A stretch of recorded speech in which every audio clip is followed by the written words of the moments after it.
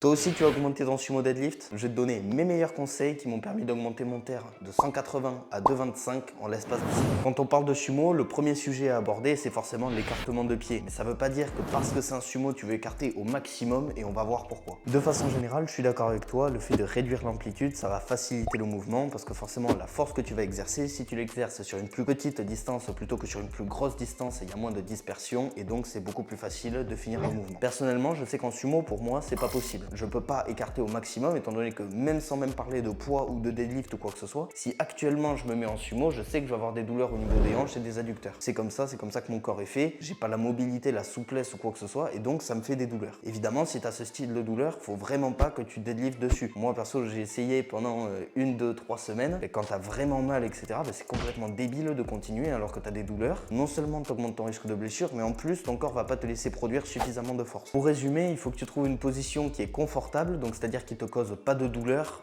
pas de difficultés majeures au niveau des ligaments, des adducteurs ou quoi que ce soit. Donc ça, c'est vraiment le facteur numéro 1 le plus important. Et ensuite, il faut que tu trouves une position dans laquelle tu peux produire de la force parce que ta position, elle peut être aussi confortable que tu veux. Si tu peux pas produire de la force et la transférer dans le sol, ça sert absolument à rien de prendre cette position-là. Maintenant, on enchaîne avec le deuxième facteur qui est très important également, c'est l'écartement de grille. Malheureusement, je vois pas beaucoup de monde en parler et pourtant c'est essentiel. Crois-moi, s'il y a bien quelqu'un qui peut te parler de cet aspect-là, c'est bien moi, étant donné qu'à ma dernière compétition, j'ai raté mon deadlift à cause de ça. Donc je peux t'assurer que j'ai étudié tous les petits détails que tu peux imaginer sur le sujet. Ici, le sujet de l'amplitude, il est extrêmement important. Si tu prends une barre avec un écartement maximal, donc ici, tu vas avoir une amplitude monstrueuse parce que forcément quand tu vas te pencher et que tu vas aller chercher la barre, tu vas avoir une amplitude qui est vraiment extrême. C'est d'ailleurs pour ça qu'il y a un mouvement qui est appelé comme ça, le snatch grip deadlift, et ça va te permettre de travailler davantage tes dorsaux, etc. Mais c'est vraiment un grip qui est absolument pas efficient et qui évidemment n'est pas fait pour soulever un maximum de poids. Le grip inverse, donc c'est-à-dire le grip où carrément tes mains seraient littéralement collées entre elles. Oui, techniquement, c'est beaucoup plus intéressant d'un point de vue amplitude parce que comme tu peux le voir, ici, tu auras beaucoup d'amplitude, mais ici, tu auras beaucoup moins d'amplitude, ça c'est certain. Mais tu vas également avoir un problème, c'est forcément l'instabilité de la barre. Donc c'est-à-dire quand tu vas lever, forcément, même si tu es pile au milieu, tu vas forcément avoir la barre qui va un petit peu bouger. Ça va peut-être un petit peu mettre des contraintes dans tes poignets et de façon générale, c'est pas un grip avec lequel tu seras fort dans tous les cas. Maintenant, tu te dis probablement, ok, je dois pas aller extrêmement large et je dois pas aller extrêmement serré, donc j'imagine que je dois aller au milieu. Dans un sens, tu as plus ou moins raison, mais je vais t'expliquer pourquoi c'est un peu plus complexe. Sur une barre de power, tu le sais, il y a 2 parties grippées, 2 parties lisses et une partie grippée au milieu. Je vais t'expliquer pourquoi c'est important. Quand tu deadlift, tu veux surtout pas te mettre sur la partie lisse de la barre étant donné que ton grip va glisser. À titre d'exemple, je garde 2 doigts sur la partie lisse et 2 doigts sur la partie grippée. Ça me permet quand même d'avoir un bon grip, donc vraiment sur la partie qui est rigide et qui accroche, et derrière 2 grips sur la partie lisse parce que ça me permet quand même de rapprocher un petit peu mon grip et de réduire mon amplitude. Le grip que je prends personnellement, je t'encourage pas forcément à le prendre, en particulier si tu as des problèmes de grip. Si tu sais que ton grip c'est vraiment un problème sur ton deadlift et que tu as tendance à lâcher tes barres, je t'encourage vraiment à systématiquement être sur la partie rigide de la barre qui accroche. Petite pause pour te dire que j'ai sorti 4 programmes pour augmenter ton SBD et améliorer ton physique. Donc si tu es intéressé, je te laisse le lien dans la description. Maintenant qu'on a couvert les 2 aspects les plus importants sur le deadlift, on va pouvoir s'attaquer aux 2 mécaniques principales que tu vas retrouver sur le deadlift. Tu vas voir la mécanique de squat et la mécanique de deadlift, tu t'en es douté. Pour faire simple, la mécanique que tu vas devoir choisir pour ton deadlift, elle est surtout dictée par rapport à ta génétique et par rapport à tes points forts et points faibles. Par exemple, si tu as les bras courts et que tu as un point fort lombaire, tu auras davantage tendance à utiliser une mécanique de deadlift où tu vas vraiment focaliser sur l'extension de hanche plutôt que l'extension de genou. A l'inverse, si tu as un point fort quadriceps et que tu as de longs bras, tu auras davantage une mécanique de squat simplement parce que tu vas pouvoir grip la barre en restant beaucoup plus droit et donc forcément tu auras moins de travail à faire au niveau des lombaires. Je te préviens, si tu intègres ce genre de mécanique, tu vas t'en rendre compte par toi-même, c'est très long de sortir la barre du sol, donc je t'encourage à être patient. Si tu veux régler tes problèmes de trajectoire, commence par regarder est-ce que tes genoux sont dans l'alignement de tes tibias ou est-ce qu'ils sont en avant de la barre. Si tu sens que la barre part vers l'avant au moment où tu arrives au niveau de tes genoux, j'ai un conseil pour toi. Dès que tu te setup pour ton deadlift, c'est super important que tu mettes directement le focus sur tes fessiers et ton extension de hanche. Ce que j'entends par là, c'est simplement tu veux mettre davantage de tension dans tes fessiers que dans tes quadriceps. La raison pour ça, c'est que si tu mets trop de tension dans tes quadriceps, tu auras les genoux qui vont avoir tendance à partir vers l'avant et à rentrer. Alors qu'à l'inverse, si tu focalises sur ton extension de hanche, tu auras davantage les genoux qui partiront vers l'arrière et donc qui seront dans une ligne verticale avec le milieu de ton pied et donc ils vont pas gêner le passage de la barre au niveau des genoux. Se laisser tomber en arrière, c'est vraiment un aspect qui a été très utile pour moi également parce qu'en fait, il te fait comprendre de façon extrêmement visuelle ce que tu as envie d'accomplir dans un deadlift. Si tu utilises ton propre poids de corps pour lever la barre, forcément, tu n'as même pas besoin de forcer. C'est-à-dire C'est-à-dire que si tu fais 120 kg et que tu te penches en arrière et que la barre décolle toute seule, ben c'est beaucoup plus intéressant que de forcer et de vraiment utiliser de l'effort musculaire pour lever la barre. Tu veux pas uniquement utiliser de l'effort musculaire pour lever la barre, mais davantage utiliser ton corps comme un levier pour soulever la barre. On a réglé le problème des genoux, mais il nous reste encore un plus gros problème à régler, c'est le fait que tu colles pas la barre du début à la fin de ton deadlift. C'est un très gros problème parce que tu vas pas pouvoir transférer correctement de la force dans la barre et tu vas pas pouvoir soulever le maximum de poids parce que forcément tu seras pas efficient vu que la barre sera loin de ton centre de gravité. Plus la barre est proche de ton centre de gravité, plus tu vas la ressentir légère et plus elle sera facile à monter. Maintenant, il y a beaucoup de gens qui vont le pousser à l'extrême et qui te disent globalement que si t'as pas les tibias en sang à la fin de ta série, c'est que t'as pas poussé assez fort. La vérité, c'est que ça va pas t'apporter énormément de tirer et carrément d'aller faire saigner tes tibias à chaque série. Ça va juste limiter tes performances pour une raison que je vais t'expliquer. Le corps humain, il est largement plus intelligent que nous, donc il a différents mécanismes de survie et un de ces mécanismes de survie, il pose problème notamment pour la force. Si vraiment tu as une énorme douleur, tu vas vite te rendre compte que tu ne pourras jamais soulever aussi lourd que si tu n'avais pas cette douleur. C'est complètement logique. Maintenant, on ne parle pas uniquement d'une douleur au niveau ligamenteux, tendineux ou quoi que ce soit, on parle surtout d'une douleur de façon générale. Ça veut dire quoi? Ça veut dire que si à chaque fois tu bourrines tes tibias, que ça saigne, etc., ben en fait ton corps il va sentir la barre qui rappe ultra fort contre ton os et volontairement il va forcément en fait réduire ta capacité à produire de la force puisqu'il va avoir cette douleur là. Il y a très peu de gens qui vont te le dire parce que dans cette sphère c'est surtout du no pain no gain. Si tu bourrines pas c'est que t'as mal et que t'es un lâche et que t'es faible. En vérité ça marche pas vraiment comme ça et le corps humain il a des principes et tu peux pas en dévier. Donc, comme je te dis, j'ai commencé de la même manière à faire saigner mes tibias à toutes les séries et au bout d'un moment j'ai commencé à comprendre que en fait je pouvais simplement me contenter de coller la barre sans forcément essayer de rentrer la barre dans mes tibias pour vraiment exploser mes tibias parce que ça t'apporte rien de plus. Après prends pas non plus ce conseil à l'extrême sans jamais coller la barre parce que forcément tu vas largement limiter ta production de force puisque la barre sera trop loin de ton centre de gravité, tu vas pas engager assez de masse musculaire, tu vas pas engager correctement ton dos et donc tu vas pas pouvoir lever aussi lourd que tu veux. Tant que j'y pense, si tu as besoin de compléments, n'hésite pas à utiliser mon lien que je te mets en description pour moins 10% sur tous tes compléments. Pour finir, je vais te donner les deux tips et les deux cues qui m'ont largement aidé à augmenter mon deadlift et qui probablement t'aideront à augmenter le tien. Le premier tips que je vais te donner, c'est le fait de lever la tête du début à la fin de la rep. C'est un tips qui est très intéressant, en particulier si tu as tendance à tirer avec le bas du dos arrondi. Puisque ta nuque est connectée directement à ta colonne vertébrale, le fait en fait de lever à fond et d'avoir la nuque entre guillemets en hyper extension, ce qui va se passer c'est que ça va naturellement redresser un petit peu ta colonne vertébrale puisqu'en fait tout est relié et donc si tu te mets dans une certaine position, en fait ton corps comprend également que le reste de ta colonne doit être dans la même position. Je te rassure, quand tu commences, tu vas absolument rien comprendre et tu vas être horrible parce qu'en fait au début tu vas perdre littéralement tous tes repères visuels. Les seuls repères que tu vas avoir ça va être au niveau du plafond, un plafond que tu regardes littéralement jamais quand tu deadlifts. Après quelques semaines, je t'assure que ça peut vraiment faire une différence, donc je t'encourage à tester ça pendant 1-2 semaines. Si vraiment tu vois qu'il n'y a aucune différence ou même au contraire que ça handicape ton deadlift, ben lâche-le. Mais si vraiment tu vois que ça améliore ton deadlift, ben vraiment continue et garde cet aspect là. L'aspect le plus important que j'ai appris au deadlift, c'est le fait de tirer les épaules vers l'arrière. Ça va te permettre d'engager davantage tes rhomboïdes, ton arrière d'épaule, tes trapèzes médian, inférieur, etc.